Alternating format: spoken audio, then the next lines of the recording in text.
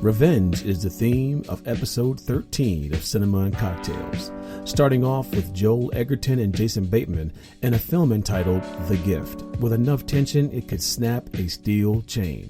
Macon Blair stars in the film, giving a whole new meaning to the phrase, revenge is a dish best served cold. And man, let me tell you, you can't get no colder than Blue Ruin. And lastly, Sundanese refugees escape one terror and face another as they look for a new place to call home in the new thriller, His House. All three can be found on Netflix. So you know the routine, folks. Let's watch these movies and make those drinks.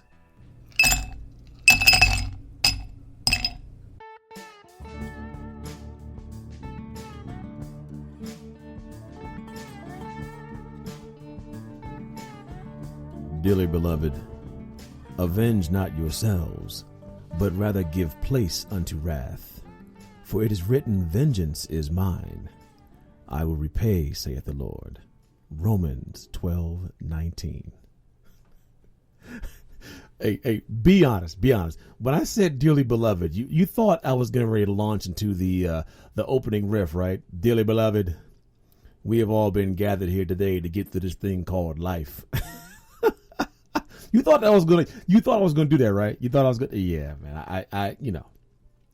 I wish that this movie was as fun and as energetic as Let's Go Crazy. But hey, then again, maybe that's a good title for a movie like this. Let's Go Crazy, okay? Because essentially, what we're looking at is a guy whose quiet life is completely turned upside down when he returns to his childhood home and he has to carry out this act of vengeance.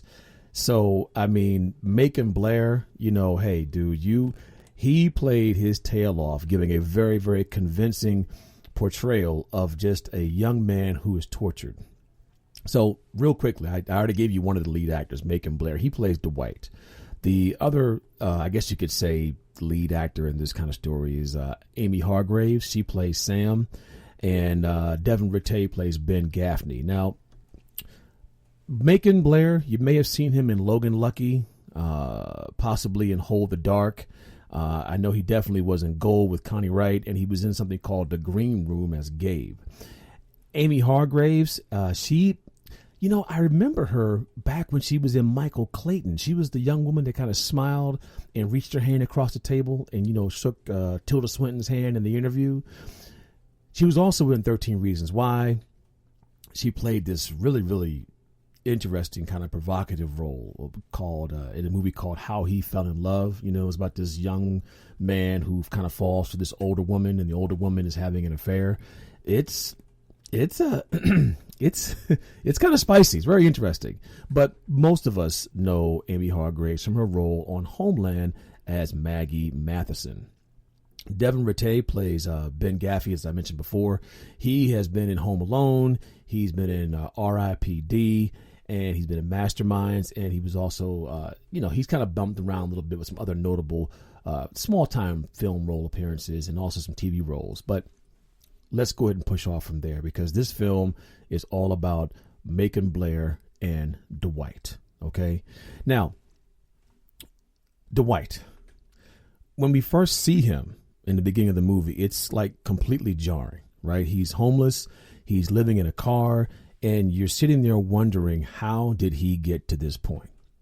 Now, as we learn about his story, we understand the effects of the events in his past have had on him. And you come to this idea that, Dwight's just a regular guy. He's a little bit smarter than the average bear, but he's a regular guy.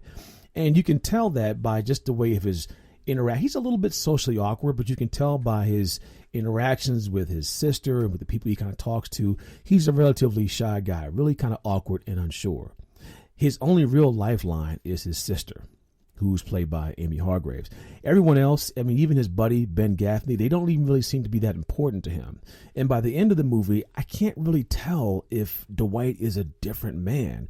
He seems to have been shaken by what's happened to him, but I will say this. By the time the movie comes to an end, he's, I guess you could say for the most part, at peace with the results of his decision. Now, the dialogue, man, there really isn't much dialogue in this picture because a lot of the characters in this film, how can I say this gently?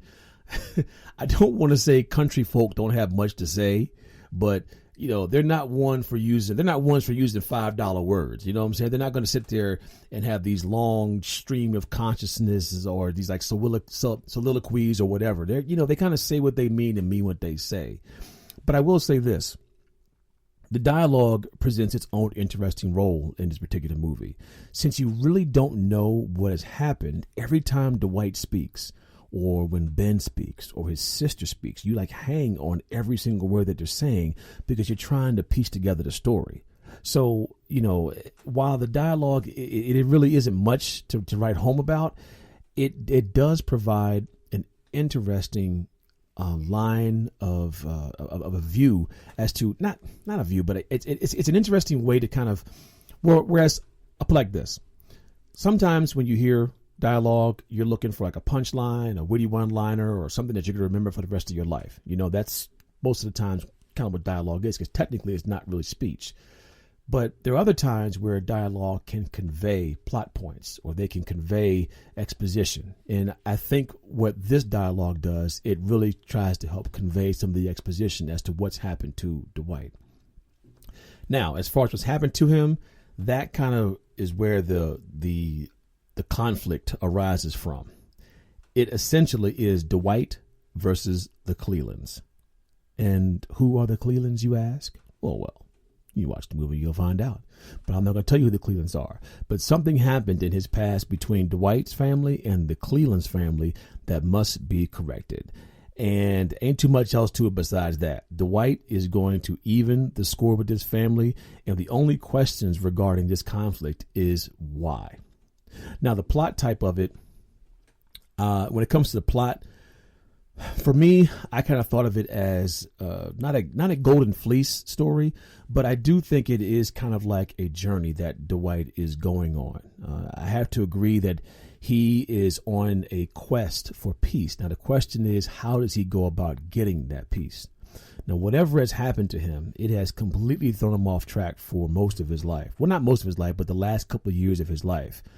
He appears nervous, he's disheveled, he's unsure of himself. It's almost like he's restless to the point of exhaustion. And you kind of get this idea that he's looking for peace. And he knows the only way he can get peace is to take on the people who wronged him and his family. So every moment, every clue he picks up, every person he gets after, it kind of transforms him until you see Dwight and the rest of the Cleland family meet their moment of truth towards the end of the movie.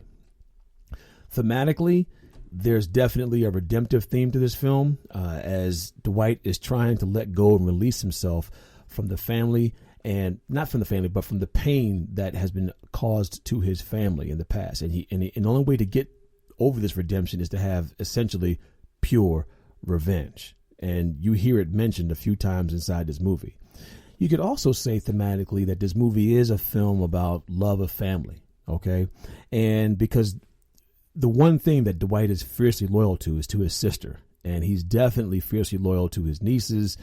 And that's part of the reason why he takes up the journey, because he feels that someone in his own personal life, in his familiar circle, has been wronged.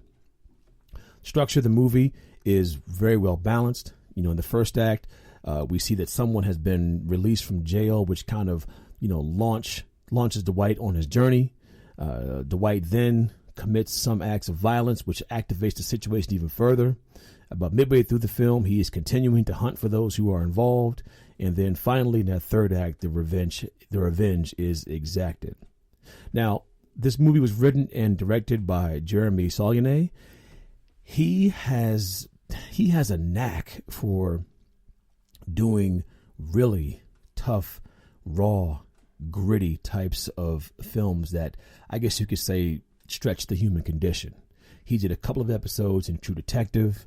He did a movie called Hold the Dark starring Jeffrey Wright, which I thought was fantastic. Kind of hard to understand what was going on in it, but I liked the way the movie was directed and the story that was being told. He also did another movie called Green Room, which, you know what, I'm not even going to explain it to you. You have to just read the synopsis and try to figure it out. But when I saw bits and pieces of the trailer and I actually saw clips of the movie, I was like, wow, here we go again. This guy is really pushing the envelope.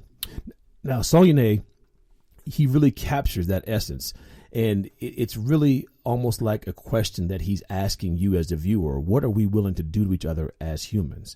And what exactly is it that we can handle? I mean, I hate to keep bringing up the biblical stuff, but it makes you wonder that, that what's that old phrase goes about how the Lord only puts on us things that we can handle. And right from the outset, Dwight does embody that. What is it that he can handle? Now, Sawyerné has done a fantastic job of doing that in pretty much most of the films that he's done. The costumes that he used for these quote-unquote semi-country folk played very, very well. I thought the accents and the lingo sounded all too real. Dwight's performance as a shaky-handed killer really gave authenticity to the havoc that he was trying to wreak. I mean, when you watch him, it's almost kind of cute, like, you see him with the weapon in his hand, and you're wondering to yourself, can this guy do it? But not so much about him on the screen. You have to ask yourself, if you had a gun right now, could you shoot it?